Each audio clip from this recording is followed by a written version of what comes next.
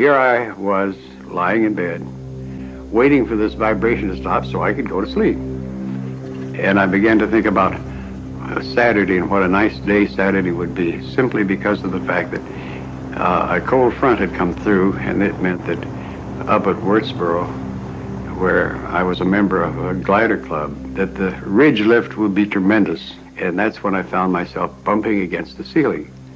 And in bumping against the ceiling, I didn't know what had happened until finally I looked around and said, oh, where am I? What is this? And I saw this flat thing I was lying on, as it were, like a concrete floor, and there was a fountain coming out of it.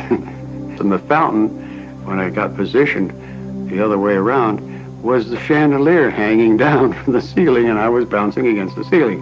And I thought, oh, now I know what this is vibration is the beginning of the death process. I swam back down through the air to get back into the, and I was able to flop back in the body, and I sat up. I went back to the doctors, and they went through a whole series of tests. And so finally, I was very careful about this vibration and the control of it.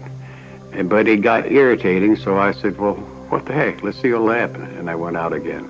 I went through a whole series of tests, of verification, of going somewhere, doing something, observing things and stuff like that.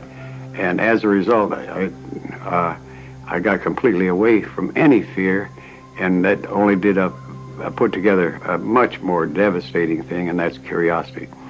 Inevitably, our methods, and we don't deliberately do it, it just happens, produce a cessation of the fear of death. Because, as you could gather, we have means to let people know they are more than their physical body. And knowing you are more than your physical body is the beginning of knowing that you survived physical death. And knowing that is a tremendous relief in fear. Because if you know that you survived physical death, something else has happened. You